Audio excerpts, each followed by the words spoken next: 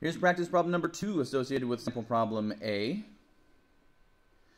While following the directions on a treasure map, a pirate walks 45.0 meters north and then turns and walks 7.5 meters east.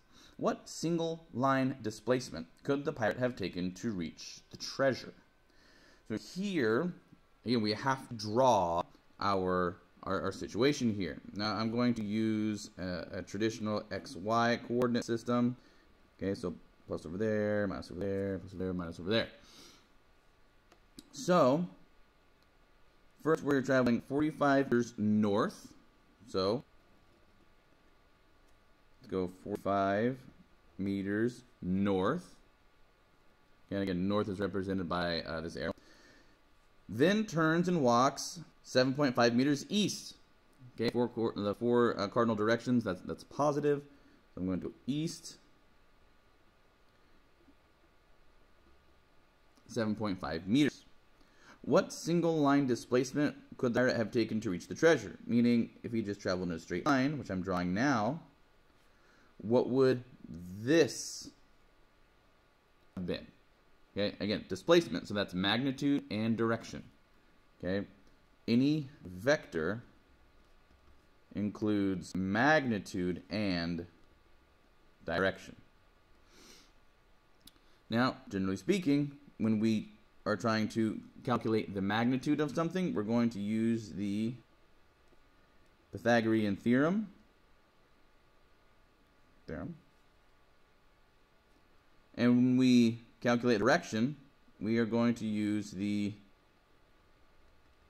inverse tangent function. But before we do that, let's resolve this vector here. Now we're going to use the Pythagorean Theorem to calculate the magnitude of the displacement. So here's my magnitude of displacement.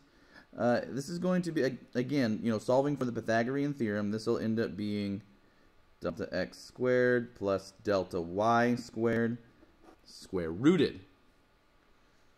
Now I want to actually substitute in my values. I get 7.5 meters squared plus 45 meters squared. Again, square rooted. I like to draw my radicals last, just to make sure that the radicals, the top of the radical is long enough. That's just me. All right, let's actually square those values. So I end up with 56 meters squared plus 2020 meters squared. Again, square rooted. Let's add the like terms. We end up with 2,076 meters squared.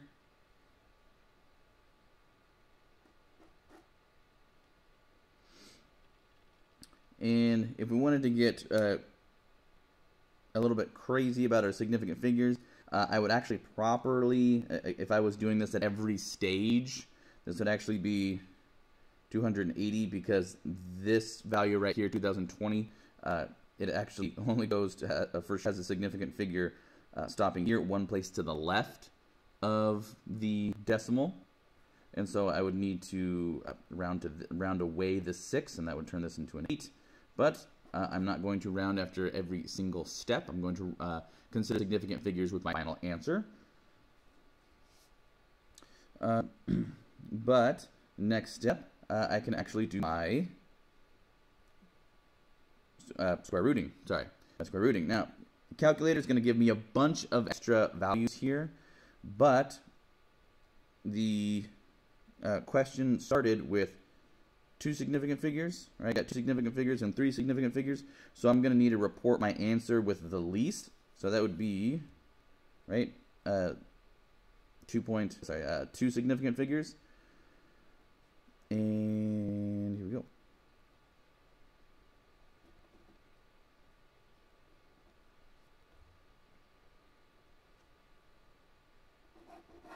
So that's going to be my magnitude. But I also need to come up with the direction. So I'm going to use the inverse tangent.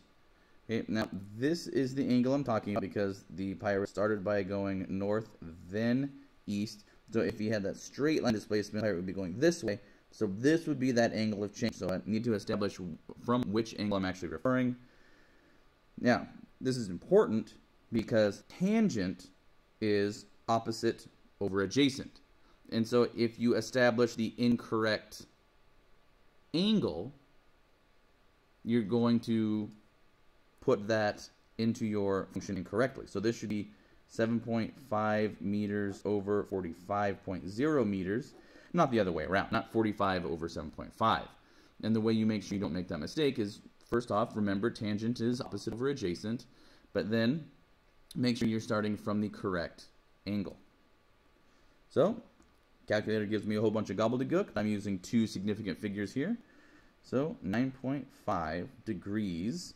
Now, again, this is the east direction. Okay, it's east of north.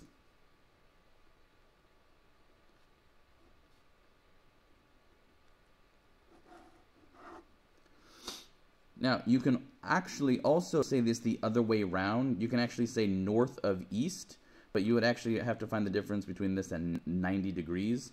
Be basically saying, here's the east direction. How far north of that would you have to change your direction?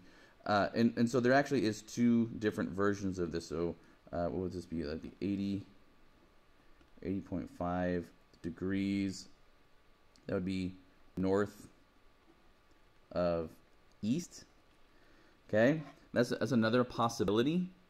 It just depends on establishing your direction. Okay, these are both correct. One makes a little bit more sense than the other, but they're both absolutely correct. That's why it's so important that you include the directions.